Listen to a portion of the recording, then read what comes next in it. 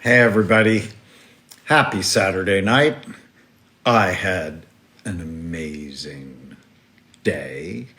I got to see my mom and dad for the first time, and it was spectacular. And I know my dad's not out of the woods, but my mom just looked great, the best I've seen her look in actually almost 5 months, and I'm super happy.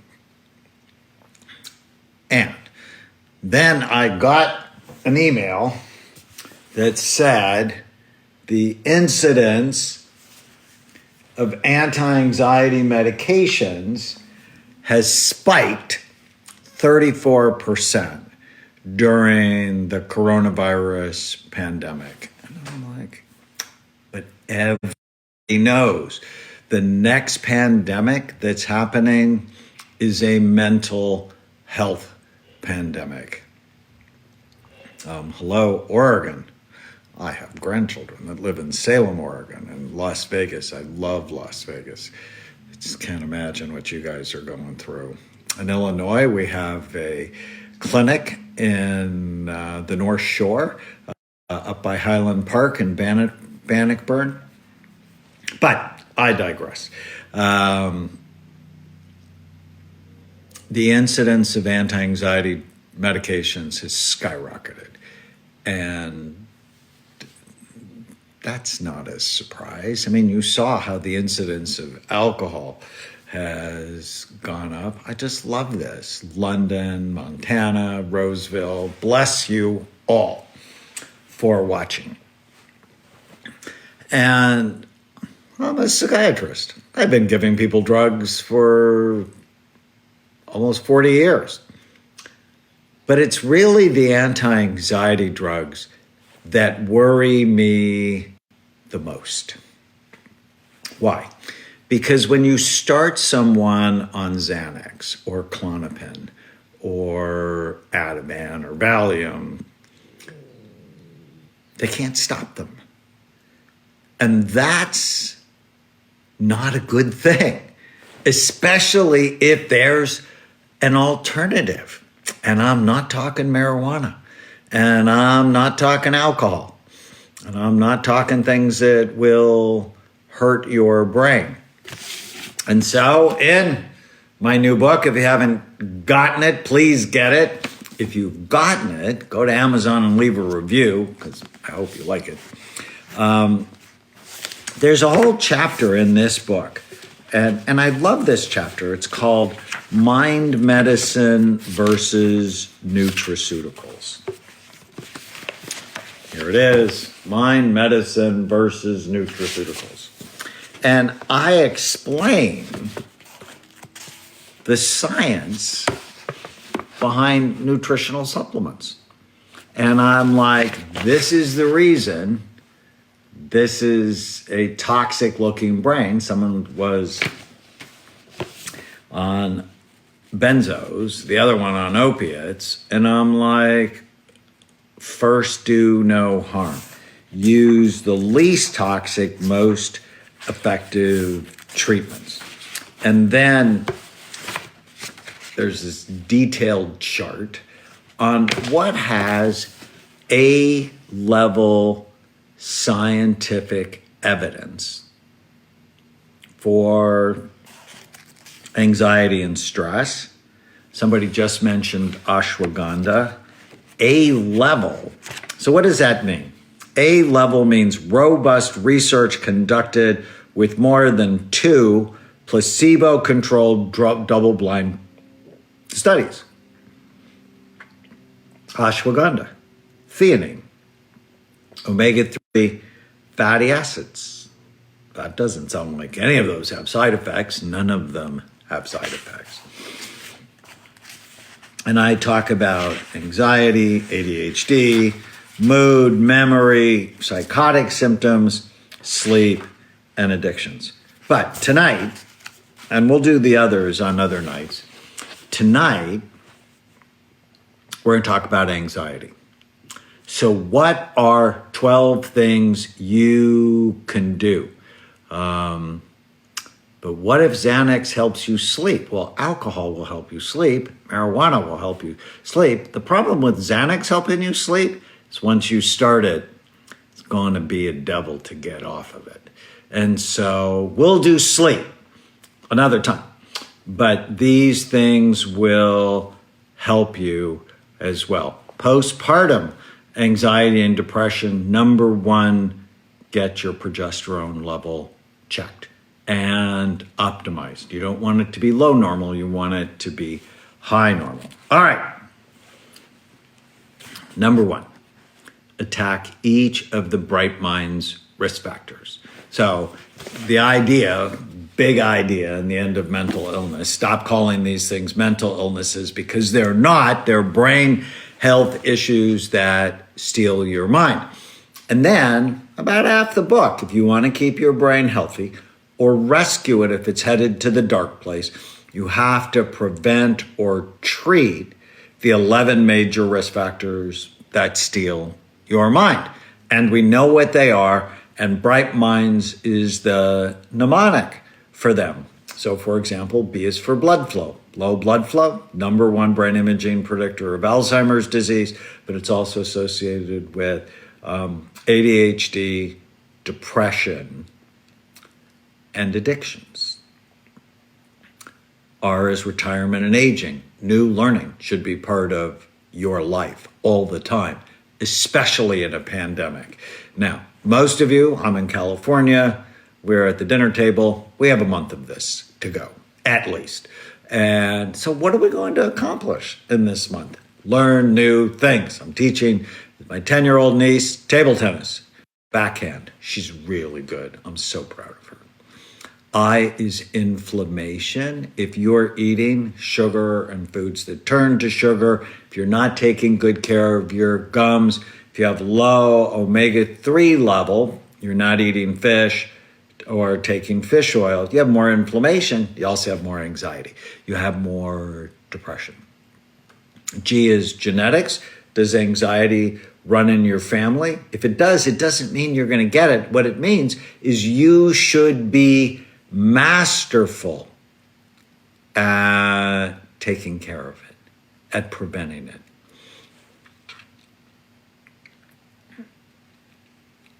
H is head trauma, a major cause of anxiety nobody knows about. You have to protect your head. And if you've had a whiplash injury, a concussion, a car accident, concussions playing sports, a fall, ultimately repairing your brain helps you with the anxiety. So taking care to rehabilitate your brain is so important. Toxins, T in Bright Minds is for toxins, alcohol. Short-term fix, long-term problem with anxiety. Marijuana, short-term fix, long-term problem with anxiety. In fact, I was talking to a patient on Friday who basically said, I used to medicate my anxiety with it, but then I got paranoid, and actually ultimately it made me more anxiety. Huge fan of everything Cheryl Ann just mentioned. We'll talk about some of those. The M in Bright Minds is Mindstorms, and this is new in this book. It's abnormal electrical activity in one of your temporal lobes, and like all of a sudden, for little or no reason, out of the blue, you have anxiety. And the ketogenic diet, not for everybody, but for that group, a miracle. Sometimes anti-seizure medications like gabapentin or Lamictal or Trileptal can be really helpful. The second I is immunity and infections. Let's see. The second I is immunity and infections, and they're rampant cause of mental health problems. And now we're beginning to see COVID-19, the impact on the brain. And we knew early on, because it took out your sense of taste and smell for about 30% of people. My dad, nothing tastes good to him, and he is an eater. I'm going to talk about neurofeedback. My dad is an eater. Like, I love food, but he just said nothing tastes good. So the N is neurohormone deficiency. So when we talked about postpartum, anxiety and depression, make sure you test your hormones, thyroid, progesterone, estrogen. Sometimes postpartum, when you're pregnant, progesterone goes way up. And sometimes after you have the baby, it goes way down and could really become a problem. And somebody said, I wish I could Skype with your psychiatrist. You should. Almost all of us are doing telehealth now. All right. So step number 1, this is only one. Oh, neurohormones, test them. D is diabetes. You don't want to be overweight. Now's a good time to get your weight under control. And there's a whole section in this book on food made insanely simple. The Bright Minds Diet and Mental Illness. Oh, by the way, you'll lose weight on it. Because if you're overweight or you have blood sugar issues, that can also increase anxiety. S is sleep. Sleep is so important. And in this book, I have a chapter on each one of those things. That's just step number 1. Attack each of the Bright Minds risk factors. Step number 2, check for low blood sugar. So if you have anxiety and nothing's really working, I want you to have something called a glucose tolerance test. So fasting, they measure your blood sugar, and then they let you drink sugar, or you get a simple carb meal like a jelly sandwich. And then they check it at a half an hour, and 2 hours. And you see what happens to your blood sugar. Because when you're hypoglycemic, when you have low blood sugar, you can have a panic attack. You feel anxious. You can start sweating. Your heart can start racing. You begin to get confused. You predict the worst possible things, normalize your blood sugar. You feel so much better. Some of you know I've been Justin Bieber's doctor for a long time. I'm in his docuseries called Seasons. And one of the first things I found is he had a really low blood sugar that we caught. And I'm like, we have to protect you from that, because he was known for some bad decisions. If your blood sugar goes low, blood flow to your frontal lobes go low, more bad decisions. And so fixing your blood sugar is critical. There's a fun study where they took 107 couples and they measured their blood sugar before bed. And then they gave them voodoo dolls. No, I'm not kidding. This is a real study. They gave them voodoo dolls and they said, we want you to express your feelings about your partner by putting pins in the dolls.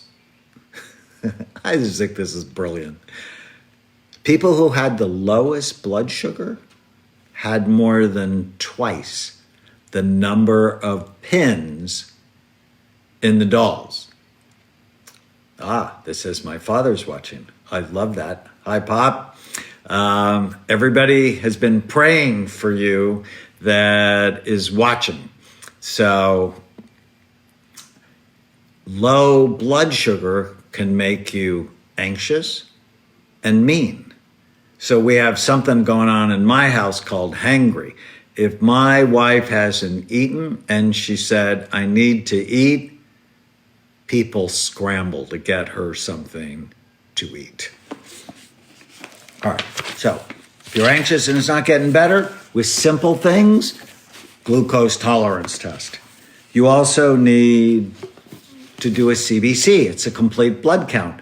Because if you're anemic, you can also be anxious, and got to check your thyroid.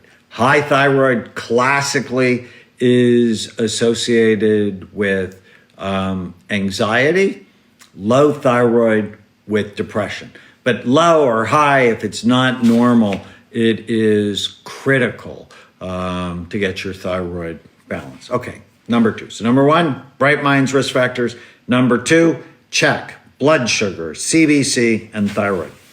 3, if you're anxious, eliminate, I'm not kidding about these next 2, artificial dyes, preservatives, and sweeteners from your diet. Aspartame can cause anxiety. Red dye number 40, anxiety, irritability. MSG, anxiety and irritability.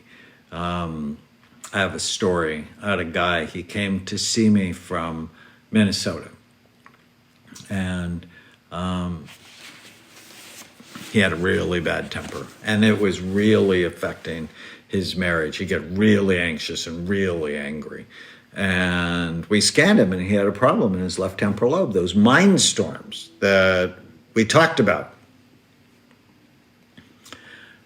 And he goes, I want you to scan me again on MSG.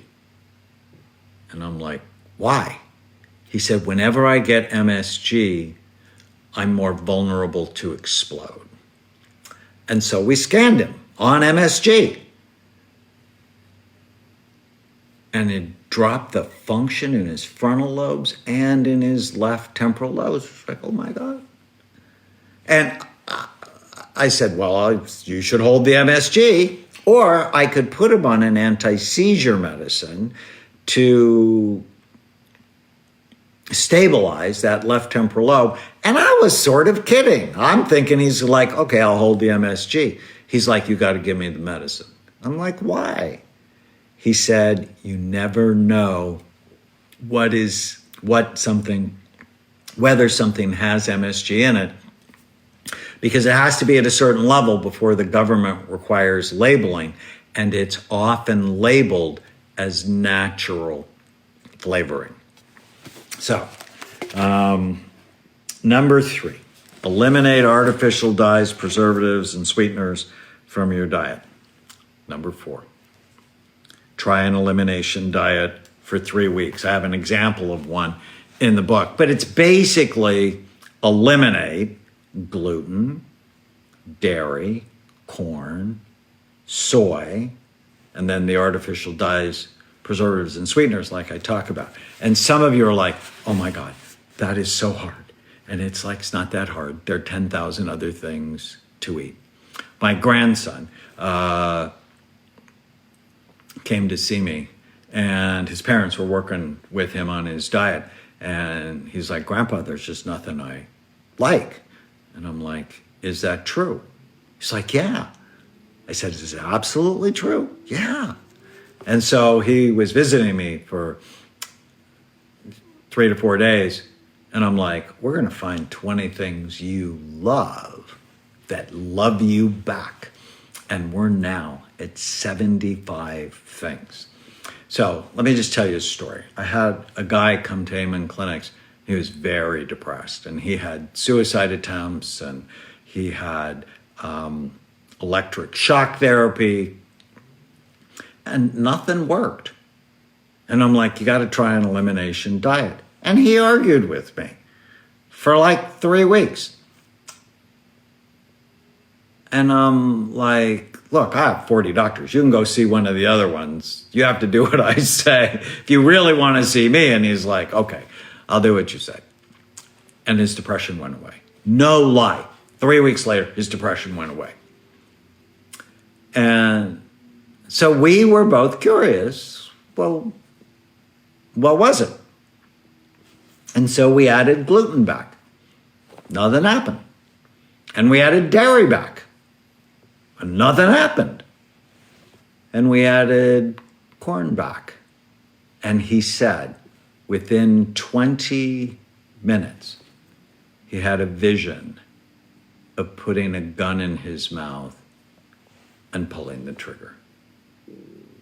Whoa. You have to break up with corn. But I love corn. But it doesn't love you back. You're in an abusive relationship, one that very well may take your life. So he broke up with corn. Food can trigger allergies. Allergies often impact the brain. Anything that impacts the brain impacts your mind. Your brain creates your mind, and if your brain's not right, your mind is not right. That's why it's called the end of mental illness. It's not mental. Number 5, practice. And you can't expect it to just one time. Practice prayer, meditation, and hypnosis. Research shows they can calm stress and anxiety, and there's so many great programs. Brain Fit Life, if you go to mybrainfitlife.com, you can sign up. We have hypnosis audios, meditation audios, music to calm you, or you can Google loving kindness meditation, but it has to be a practice. And I have this cool book that you'll like called Stones of Remembrance. When we talk about prayer, I have 12 verses for anxiety. Let's see if I can find them quickly. All right. I'll just read you a couple. Worry weighs down a person. An encouraging word cheers a person up. Proverbs 12:25. I love Proverbs. I think it's my favorite book. From Psalm 16:8. I know the Lord is always with me. I will not be shaken, for he is right beside me. Or Matthew 6:27. Can all your worries add a single moment to your life? No, they steal your life. Or Matthew 6:34. Don't worry about tomorrow, for tomorrow will bring its own worries. Today's trouble is enough for today. I love that because he's really talking about living in the present. Hebrews 13:6, the Lord is my helper, so I will have no fear. What can mere people do to me? Or Psalm 55:22, give your burdens to the Lord, and he will take care of you. He will not permit the godly to slip and fall. There's lots more in there. Prayer, meditation, and hypnosis. And if you scroll through my audios, I actually did a hypnosis audio that I think you might like. All right. 6, something called heart rate variability training. It's a biofeedback technique, and I write about it in my book, Feel Better Fast. There's a company I like, a number of them, but HeartMath actually makes some great software. They actually have some apps that are really helpful to train your heart to beat in a healthier way. Hand warming is spectacular. If you can use your mind to warm your hand, it has an automatic relaxation response. Diaphragmatic breathing. So this is 7. Diaphragmatic breathing. And if you scroll through my post, it's called the 2-minute anxiety cure. And it's about diaphragmatic breathing. So basically, what I want you to do is take a deep breath, mostly with your belly. So as you breathe in, let your belly come out. 3 seconds in, hold it for a second. 6 seconds out, hold it for a second. Do that 10 times. It'll take 2 minutes and 11 seconds. 3 seconds in, hold it at the top just for a second. 6 seconds out, hold it out just for a second, 10 times. It will trigger a relaxation response. And so I just got a text from someone I care about who said, I'm done with the pandemic. I think I'm going to go get some medication. What would you recommend?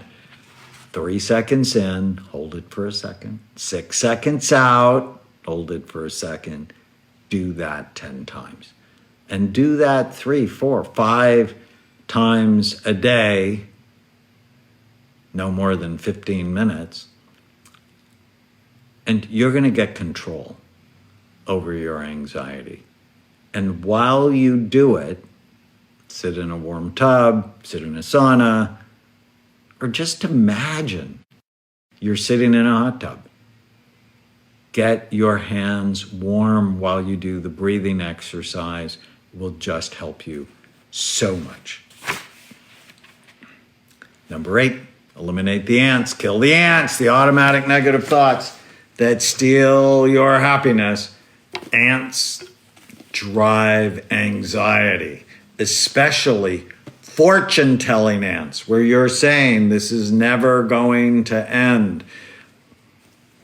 I'll never get a job again. I'll never have a successful business again. I'll never this, I'll never that. And these little guys will infest your mind and steal your happiness. You don't have to believe every stupid thing you think. A singer does diaphragmatic breathing. I love that. Thank you for sharing. All right, so here's the exercise. Whenever you feel sad or mad or nervous or out of control, write down what you're thinking. And then just ask yourself, is it true?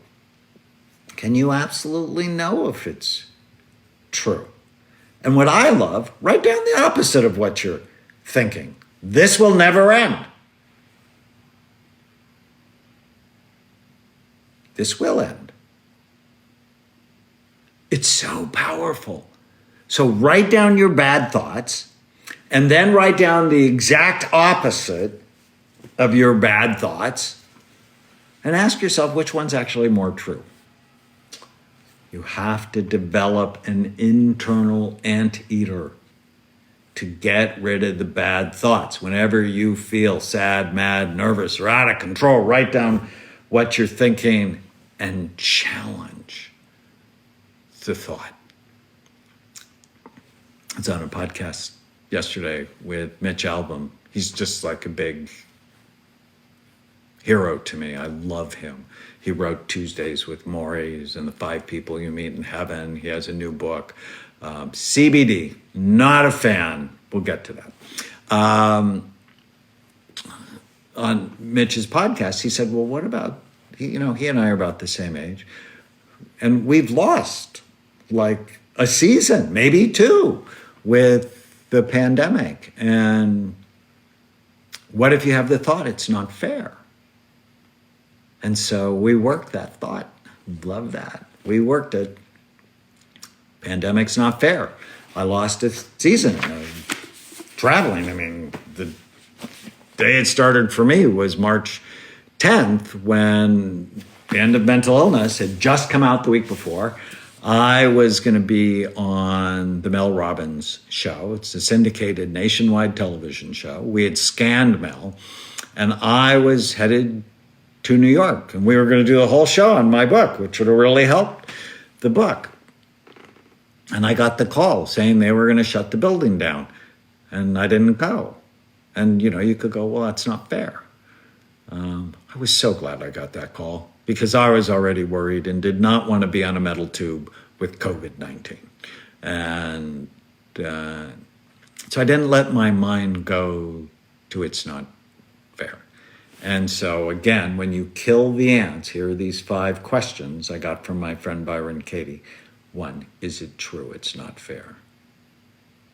And it's like, it's just what it is. Is it absolutely true it's not fair? And it's absolutely not true. Having a child with cancer, that's not fair. Having an employee who got COVID-19 and ended up on a ventilator. That's not fair. Losing a season, I can do so much more. I can talk to you every night. I can write another book. There's just so many things. You want to use this time. The third question is, how do you feel when you believe the thought it's not fair, I'm sad, and I'm depressed, and I'm never going to get this time back, and so I feel helpless.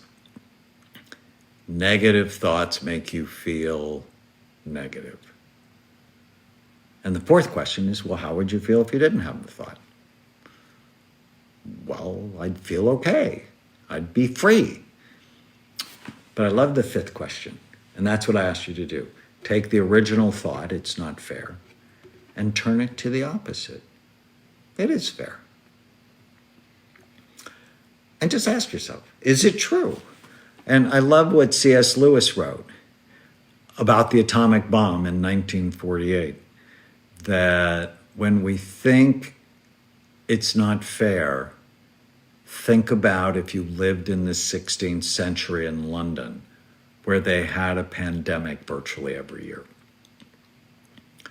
Or if you lived in a Viking age, and you just never knew if you wouldn't wake up because a Viking raider slit your throat. There are so many ways that we're going to die without COVID-19 that he said, if it comes, I hope it finds me doing sensible and human things, like praying or bathing the children or writing or doing whatever you do.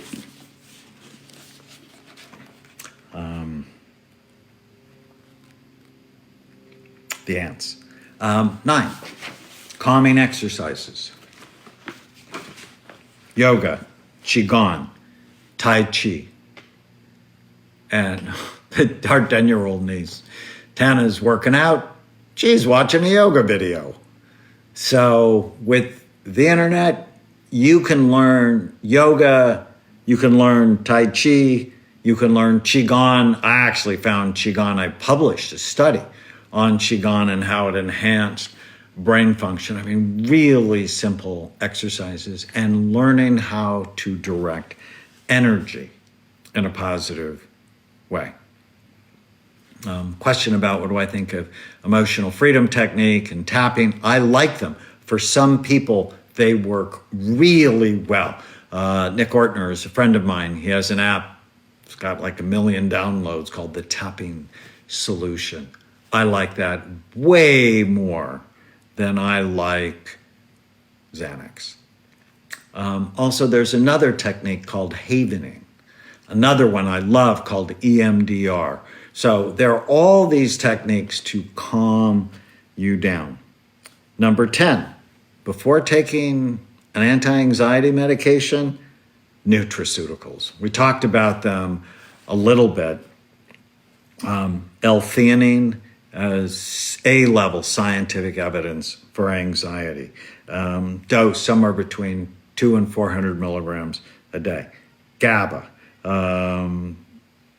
GABA is an inhibitory neurotransmitter that actually calms you down. The dose is 500 to 1,000 milligrams 2 or 3 times a day. Magnesium, one of my favorite. BrainMD makes a great magnesium chewable. And we have GABA calming, which has theanine and magnesium and GABA. We have something called everyday stress relief. And then we have the magnesium chewable. Spectacular. 11, check your omega-3 index and get it to 8%. It's like 93% of the population is low in omega-3 fatty acids. Taking fish oil can be very helpful. You just want to make sure it's a high quality fish oil like omega-3 power. And then 12, somebody had asked me about this, neurofeedback. Neurofeedback, you can actually measure brainwave activity and then teach you to calm it. So you might have excessive beta activity. Beta is fast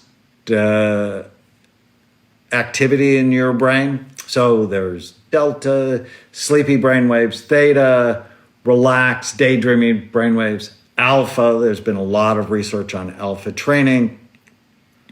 So sort of relaxed and focused, and beta, which is focused, but high beta can be anxious. And in neurofeedback, we actually train you how to manage your own brainwaves. Now, during a pandemic, it may be hard to find a neurofeedback therapist, but when this is over, rather than go to your family doctor and say, "Doc, you got to give me some Xanax," that's the last thing you want to say. Did you know 85% of psychiatric drugs are prescribed by non-psychiatric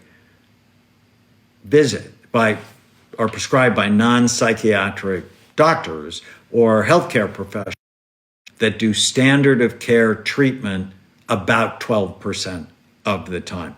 And for those of you who want to link to us, just go to amenclinics.com, Amen like the last word in a prayer, clinics.com. And for the supplements, you can go to brainmd.com.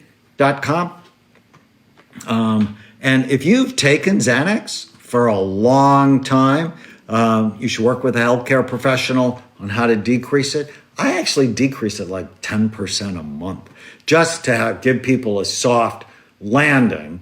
And then, yes, we do Skype calls with people in London, all over the world. We have patients in 121 countries.